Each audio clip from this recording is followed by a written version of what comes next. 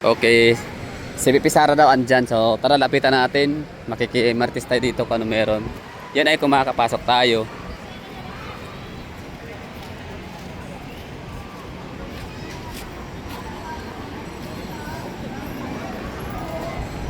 Okay, stage. VP Sara right here. Akyat tayo, ha? Pakita ko sa inyo si VP Sara Duterte. Wala, nasasakay na siya ng ano. Ano ba? Asa na siya? Ayun o. Astig ni Madam.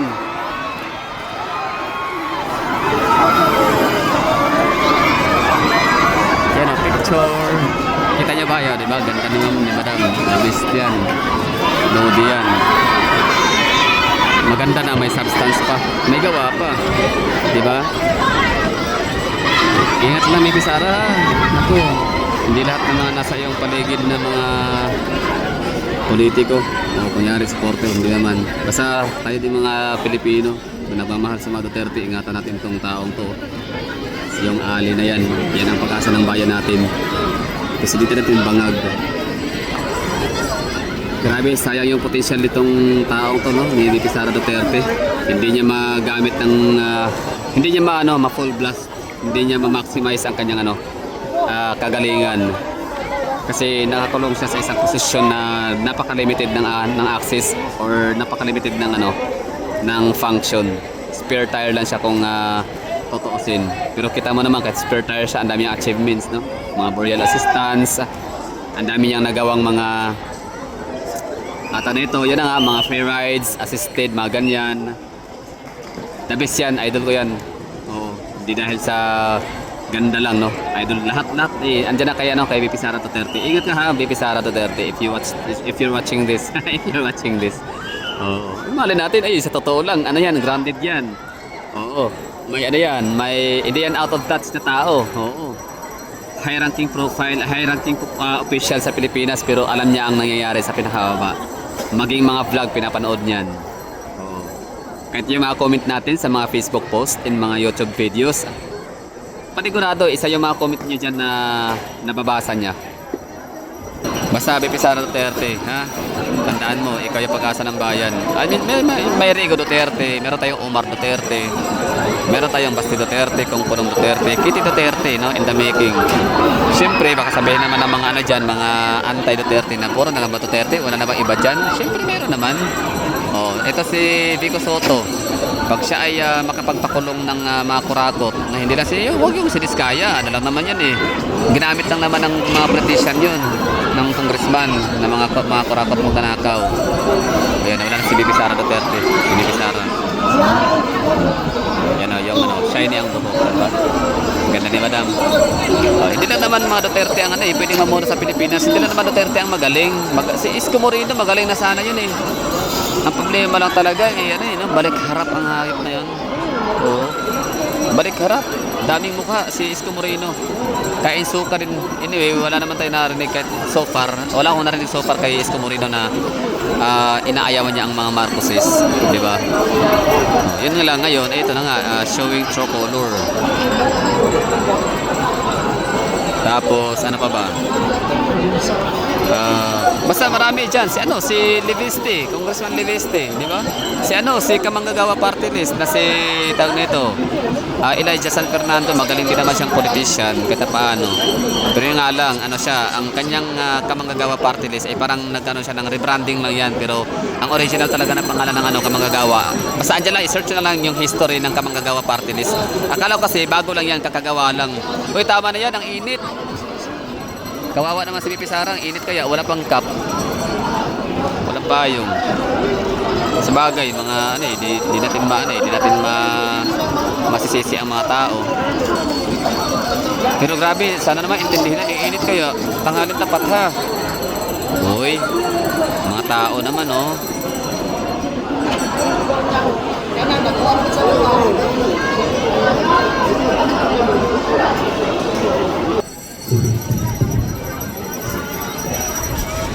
Sana si Madam.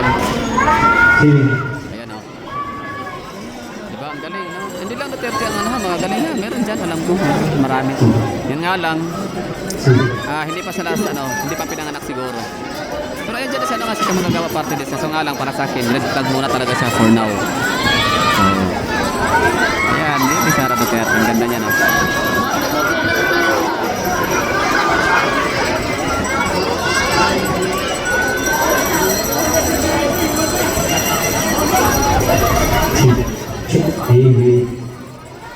Asa mo na kauban, sir?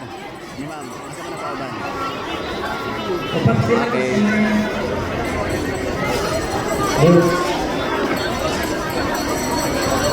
Lana, sakay na. Very good naman. Tama na. Init eh. Init oh. Kawawa yung tao.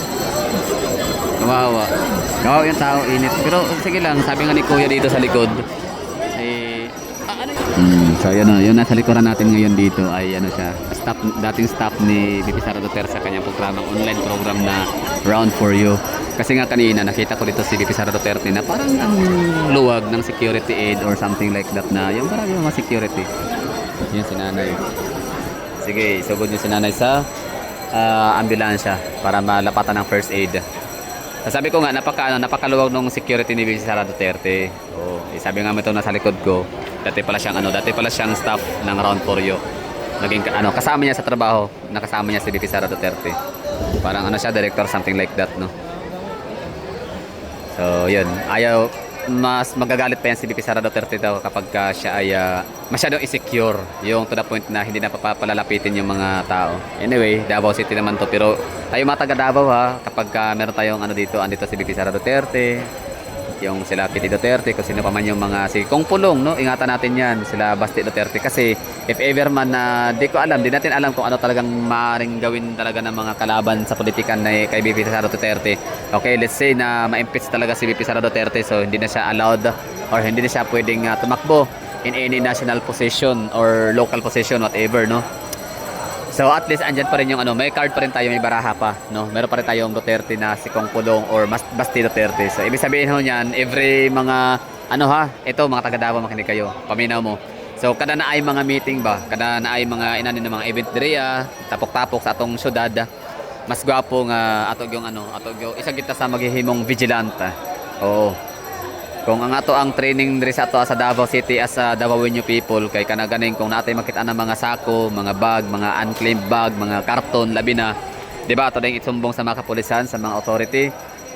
So grabe ta ka vigilant about nga butang, pero this time hindi lang ta dira mag-focus sa vigilant po ta dapat sa surroundings para ganina. So while video ko kay VP Sara Duterte, nagalingi-lingi po ko sa likod, di ba? Kay Wata Kabalo na ay mga, alam niyo na, di ba? Binayran nila kuan ng mga sniper, ba? So delikado kayo.